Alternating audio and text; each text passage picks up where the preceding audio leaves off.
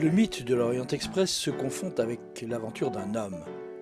C'est en effet George Nagelmakers, fondateur de la Compagnie internationale des wagons-lits, qui a créé le premier train express d'Orient, tel était son nom. Le 5 juin 1883, il quitta Paris pour Munich, Vienne, Bucarest, Varna et Constantinople. C'était un train de luxe formé de wagons-lits, d'un wagon-restaurant et de fourgons à bagages.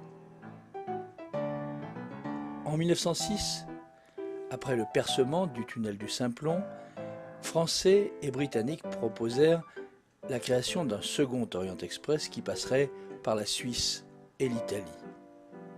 L'Allemagne et l'Autriche-Hongrie s'y opposèrent. Il fallut la Première Guerre mondiale et la victoire des Alliés pour créer le Simplon Orient Express. Parti de Londres en juillet 1920, le Simplon Orient Express passe désormais par Paris, Lausanne, Milan, Venise, Belgrade et Sofia pour atteindre finalement Constantinople, rebaptisé Istanbul 8 ans plus tard.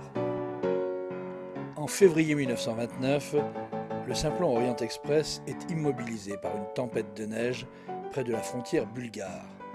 Il faudra 11 jours pour le dégager par une température de moins 25 degrés.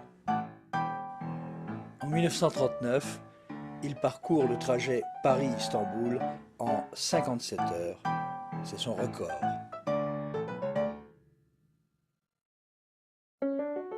Son Excellence ou Monsieur le Comte, haut fonctionnaire ou homme d'affaires, chacun exigeait des conducteurs de wagons-lits un service de première classe.